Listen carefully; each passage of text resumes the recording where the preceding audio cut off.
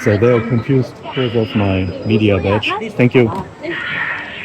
Because it doesn't have a QR code, so they can't scan anything. And I think people are so used to scanning QR codes here. They don't know what to do if there's no code. And look at that. Can you already see it? So the whole expo. But do you want to go? Here. Hey, this is Norm from the Augmented Reality subreddit.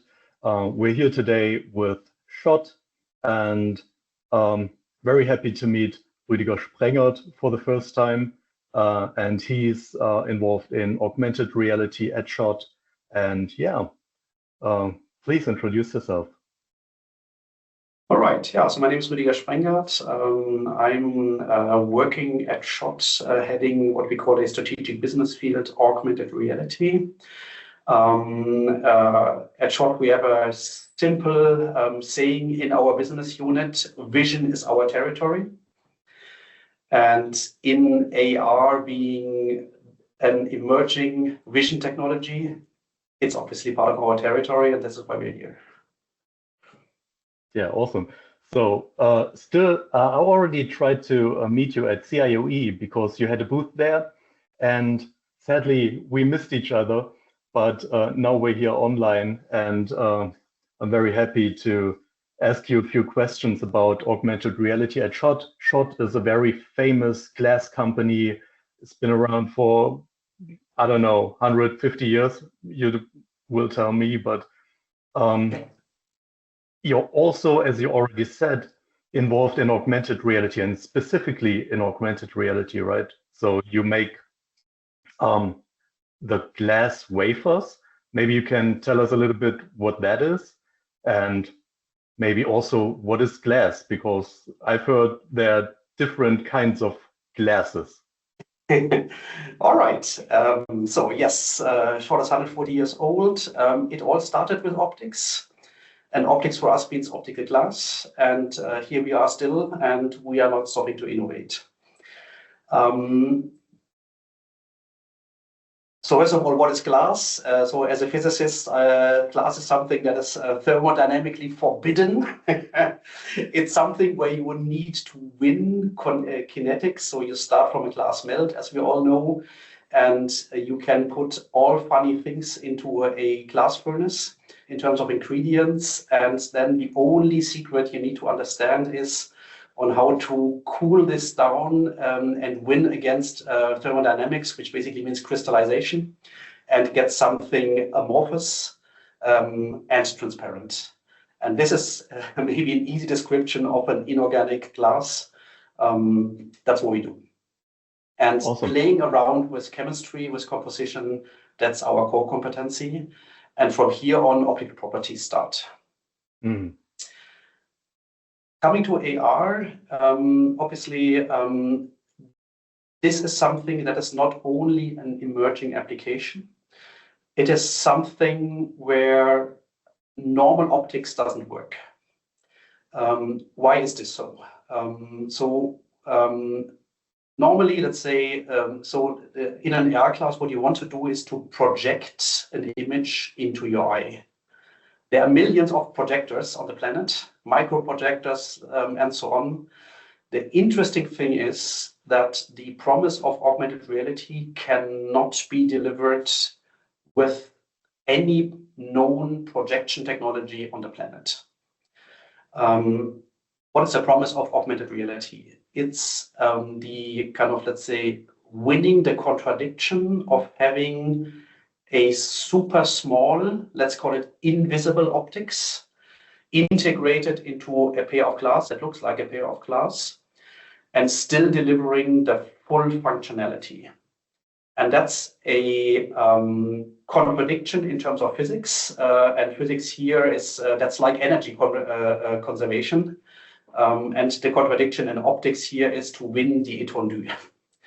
And so someone had to come up with a new idea to basically win this étendue problem, to basically miniaturize something and still get kind of, let's say, the performance of something large. And the solution is what we call waveguides. So here is the bridge. There is AR classes. AR classes can need waveguides. Waveguides is a disruptive technology.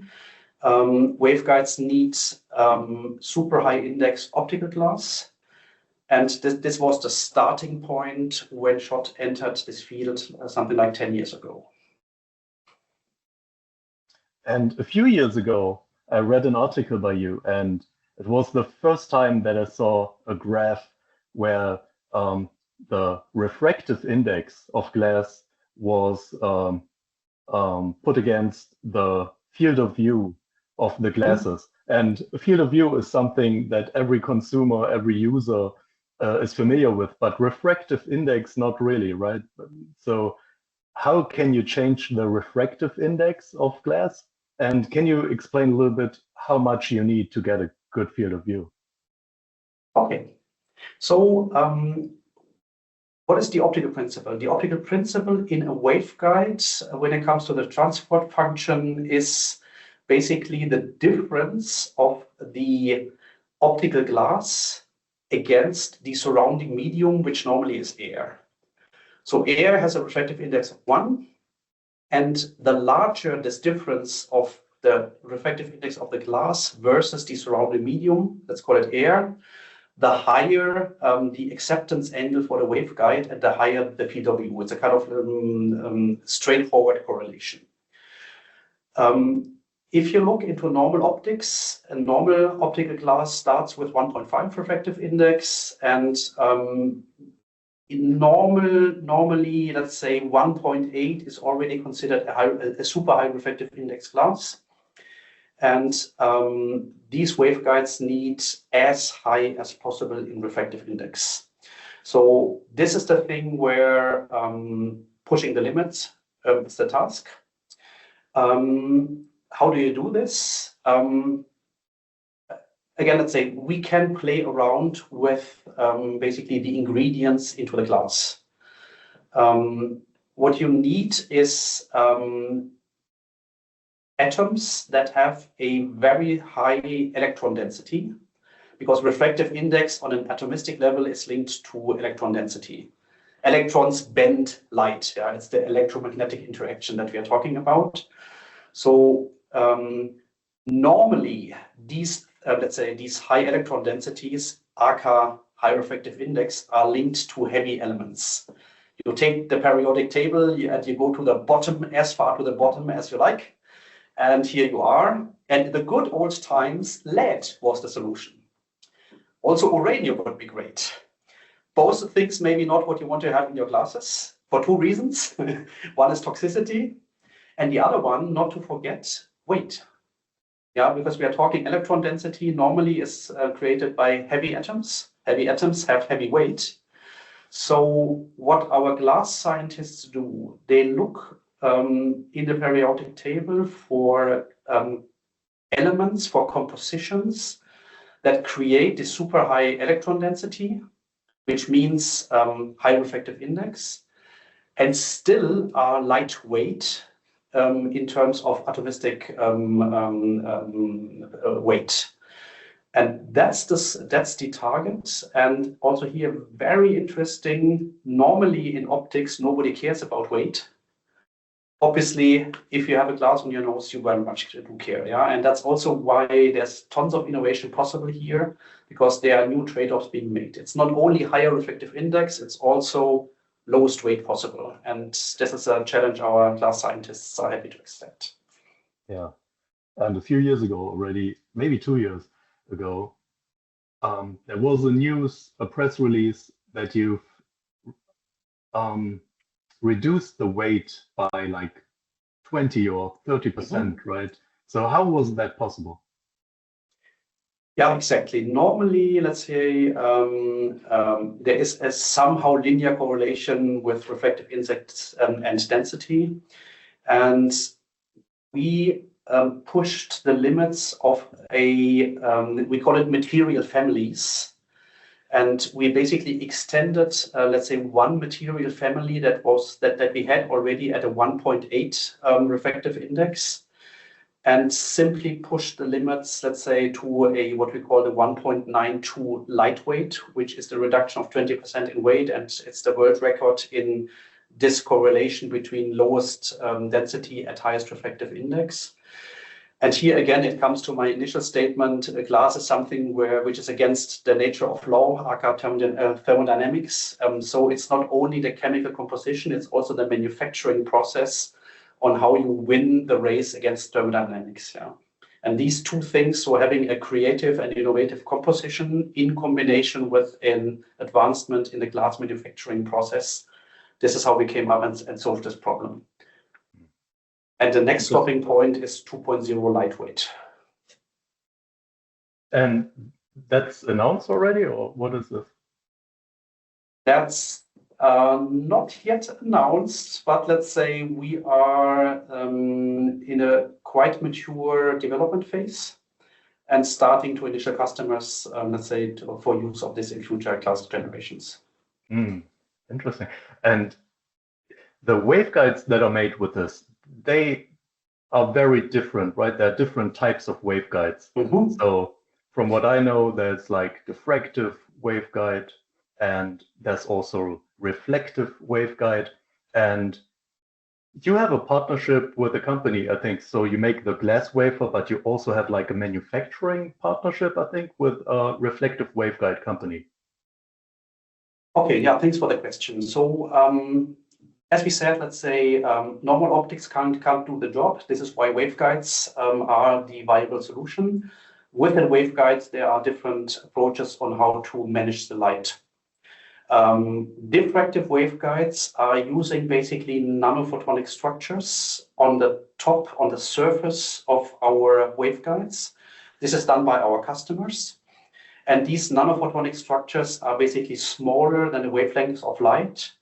And in being so, they are using diffraction as the physical principle, which has the beauty that, let's say, you can create these nanophotonic structures with with technologies that are known from semiconductor industry or similar industries, and have the disadvantage that diffraction intrinsically has a relatively low efficiency.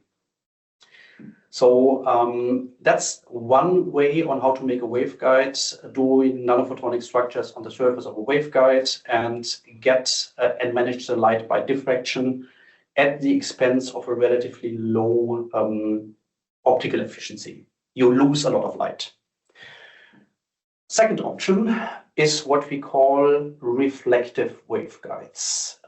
Reflective waveguides are basically, again, they are using a waveguide, and within this waveguide, you embed a cascade of semi-transparent mirrors.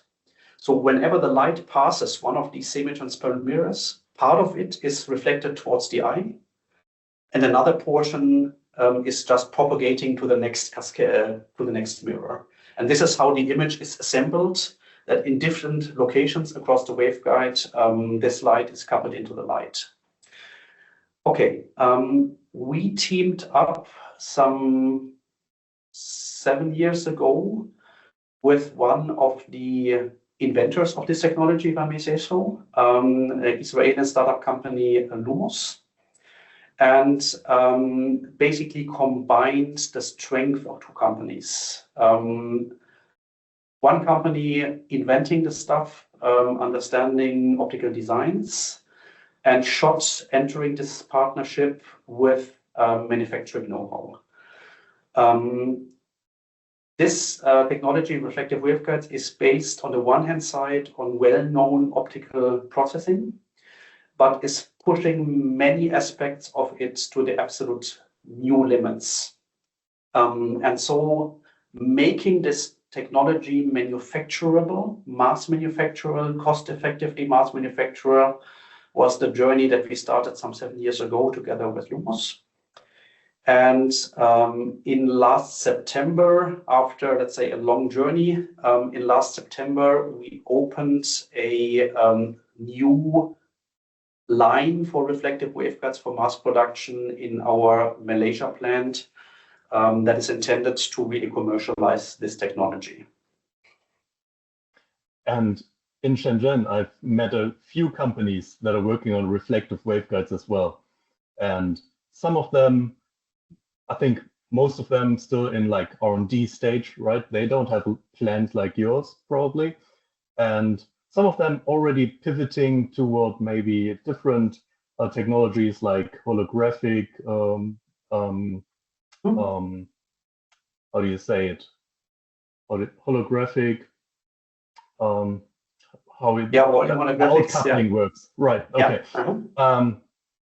And from what I've heard, the problem, so the advantages, right there, it's great image quality, it's very efficient. I don't know what the efficiency is, but think like up to 10–15% probably. And the problem but is the manufacturing, right?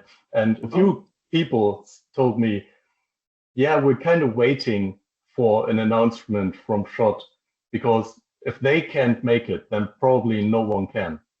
And now my question is, so does this have a future? Can you manufacture it at a good price point?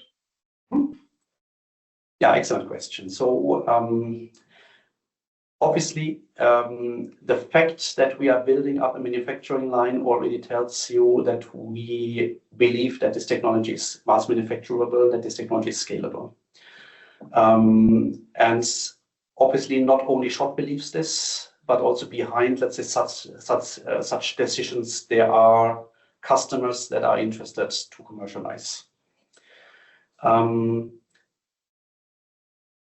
SCHOTT's strength here is that we very aggressively invested into this technology over 7 years, and we really developed designs that deliver on the performance that is required.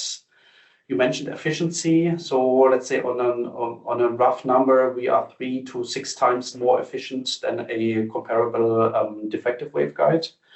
In a system where weight matters everything, this is really a big advantage. And we also invested into architectures of these reflective waveguides where this miniaturization is possible. And compared to our competitors or for the other players in the market, we have the more advanced architectures that allow really to miniaturize without any compromise in the glasses. Yeah, they are quite complex to manufacture, but we know how to do this. Yeah, and this is also the advantage we have in the competitive landscape, that we really brought the most advanced architecture to a mass manufacturable level and investing into our production line. And with architecture, do you mean like how the light is like guided through the waveguide, or what is this? Exactly. Because basically the job to be done is you have the microprojector, so the image source somewhere sitting in the temple. And obviously it's a very small thing. So it's a 2x2, 3x3 millimeter image that is injected into the waveguide, and you need to, and this is really injected at the very edge. This is where, because it needs to be invisible, if you like so. And then you need to expand this to an area of, let's say, basically the entire field of view that you have in your glasses. Yeah, and this, how you expand, let's say, this 3x3 millimeter to a 3x3 centimeter area, this is what we call architecture. And here, I guess we have a very smart and well-designed architecture together with our partner Lumos. Yeah, because that's a common complaint. The waveguides, the glasses with waveguides, they're way too large to wear, right? It looks a little bit geeky, and there are only a few companies that have already managed to bring it to a level where it's wearable and not very obvious. And yeah, they're very successful already because of that. And another problem with waveguides is, as you said, nobody wants to see the structures. Nobody wants to see the eye glow, right? The light that's going out to the bystanders, let's say, to the world. And how can you manage that with reflective waveguides? Okay, I think that here super important. We all know, let's say, we are bringing a computer to your head, and social acceptance is an absolute, let's say, critical thing. Yeah, so again, ideally, let's say this device is not only invisible. It's let's say there are artifacts that should not irritate the person in front of you. Coming again to diffractive waveguides, there's again, let's say, intrinsically in physics, diffractive waveguides are not selective in direction. If they did direct light, they direct light forward and backward. So you inject basically light towards the eye, but you also show the same image towards the outside world. That's what we call world glow, which is a kind of intrinsic characteristic of diffractive waveguides with the nanophotonic structures. Obviously, in engineering, there are always ways on how to mitigate this and reduce the effect, but intrinsically, this is what nature does. Reflective waveguides are, by definition, selective, directional selective. There is no such thing as a world glow. They do not emit light towards the image, towards the light. Everything is directed towards the eye. The artifact or the visible thing that we are working with is basically we need to make these semi-transparent mirrors invisible or as invisible as possible. And this is basically one of the design things that we are having under control, that we balance the trade-off between performance and, let's say, how visible these lights are.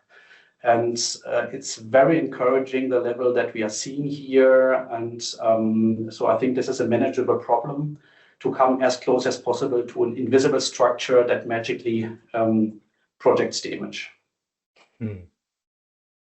And so is this available now? So like you mentioned the plant in Malaysia, right? Is this operational now, and what's like the manufacturing capacity, and can startups and other companies already go to Lumos and now order like hundreds of thousands of units? Okay, so maybe first of all to clarify our business model. SCHOTT is a partner with Lumos. Lumos is a design house. Lumos is earning its money by licenses. SCHOTT is selling waveguides directly to customers. So we are not doing our business as a subcontractor of Lumos. We are, let's say, our customers are those companies that basically build the glasses. Okay, so that's one thing. The other thing is, let's say, with us now, let's say, being in the place that we show that mass manufacturing is possible, we obviously see that there is a lot of attraction to this technology.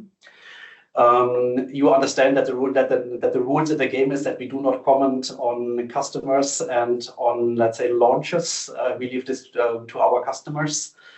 So this is something where very clearly the advantages of the reflective waveguides are being visible, in the sense that the disadvantages, which was always the missing manufacturability, this is now solved.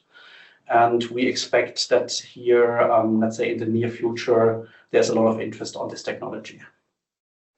And at CIOE, what I also saw was like coupling the reflective waveguides with OLED micro displays, not only like LCOS or micro LED, right? So this is a whole new field to bring the cost down and maybe make this possible, right, for indoors at least.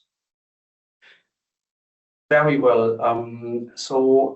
And here again, things come together. At the end of the day, we are talking a consumer device. It must be affordable to the consumer, which basically means that the bill of material and the glass needs to be variable in a device that's basically at the end of the day is somewhere around $400 at a, let's say, kind of variable thing. And maybe if you go to a high end, it for sure needs to be significantly below $1,000.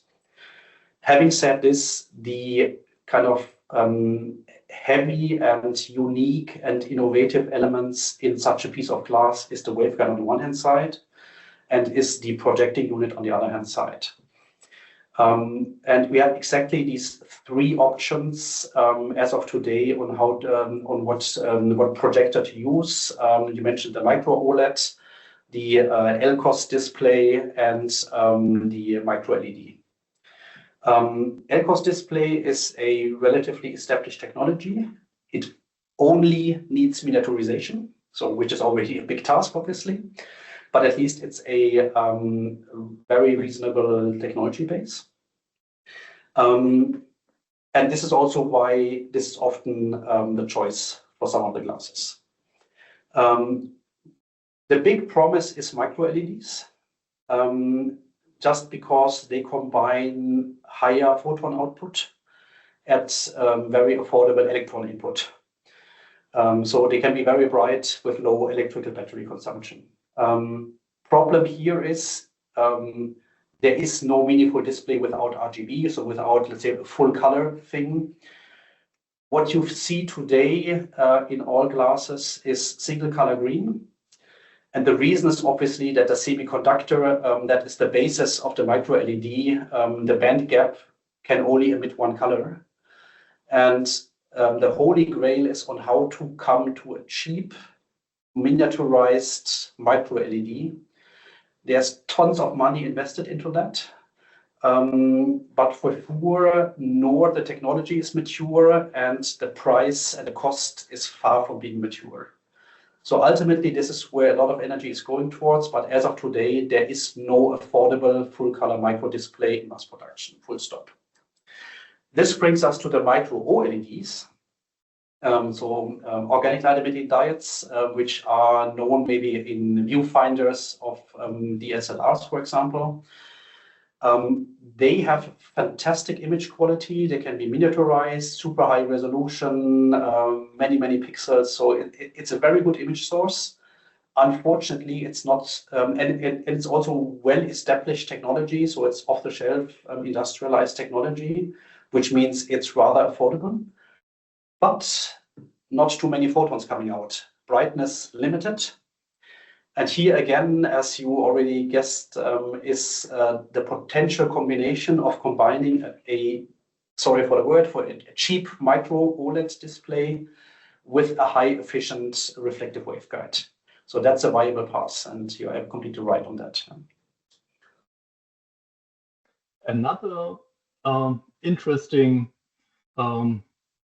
let's say, new technology people talk about now. So in the past, it was like, as an alternative to materials, it was like plastic waveguides. And now people talk about silicon carbide. So maybe can you give us a perspective on why glass is still the way to go? Okay, so we are coming back to the beginning of the discussion where basically everything was about field of view linked to refractive index. The higher the refractive index, the wider the field of view. So on the technology roadmap of the companies, if you want to do a wide field of view device, you basically go to your glass manufacturer and ask him what is the highest you can get. From here, obviously, innovation does not stop. If you come to the limits of glass, you look for other transparent materials. Silicon carbide being one of them that has a very high refractive index, has something like 2.6, which is below what is at least in the mid-term future achievable with glass. Okay, so silicon carbide is a semiconductor material which is used in high power semiconductors. So all our EVs, if they have an efficient high power electronics, it often is grown on silicon carbide. Yeah. So on the one hand side, it's a mass produced material. On the other hand side, let's say the grade that is used for semiconductors cannot be used for a waveguide. So it's a completely different crystallized structure you need. And these wafers are super duper expensive. And they are not available in the diameter that is required to do an efficient waveguide production. You basically need the 300mm process. That's the only option to go there. So if you want to do a tech demonstrator, you can use it. And there has been tech demonstrators using it. And at CIOE, you have seen more of them. So the game is the following. One is basically run against economics and basically make these silicon carbide wafers in quality, diameter, and price compatible with the product. As of now, this is not an option commercially. But of course, let's say this industry being a big promise, the industry is working on that. Even if this works, we still are at the point where we need to see, is the benefit big enough towards the highest reflective index class that you can get? Because there will always be kind of penalty in terms of pricing. But that's basically competition against glass. And the technology competition, and then we are closing our circle here, reflective waveguides, intrinsically are higher efficient. Already today, off the shelf, we can offer a commercial product that is as good as the best demonstrator we have seen based on silicon carbide. So reflectives have already solved the problem that silicon carbide is intended to solve someday. And we obviously have a very high intrinsic efficiency. And this efficiency problem becomes even worse if at wide field of view. Yeah, so this is why we would say, yes, the race is open, but we feel quite well positioned also here with reflective to hit on reflective waveguides on the one hand side and also with our glass on the other hand side. But it's a race. And you say the yield that they can make with that technology probably not as good as yours in this race. So is it again, what is not as good? The yield rate is because the yield rate is problematic probably. I assume that part of the cost of the Meta Orion waveguides, right? They said it's $10,000. Okay. Okay, so I'm a physicist. As long as something is not against physics, I have seen so many engineering problems being solved in my career that I'm very cautious in stating just because today yields are low, they will always stay low. So yes, of course, they have a yield problem and a technology problem. So did we when we started reflective waveguides. But let's distinguish between where it's physics and where it is engineering. Yeah, and this is an industry where tons of money is flowing in, and engineering problems, many engineering problems can be solved by money and time. Yeah. And the time is on your side at the moment. You say your technology is ready, right? And now that the market is growing probably in the next 2 years, but in 2 years, probably even more, right? Then that's a good choice for the customer.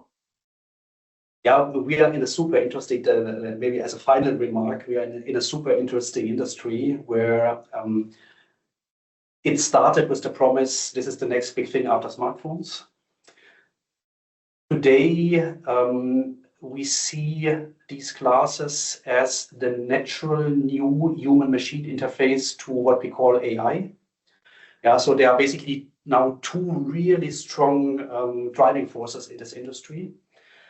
And there's a famous saying in our industry, nobody wants to be the first to commercialize something because everybody wants it to be perfect. Nobody wants to be the first but also nobody wants to be second. So once there is a good class in the market, the first one, this really will be an inflection point to accelerate the commercialization. Yeah. And I see that we are getting very close to this. We all hope so. I think everyone in the subreddit and on LinkedIn will hope that now's the time. Thank you so much for the interview. Thanks for having us today. Very interesting to talk to you. It's my pleasure. Thank you so much.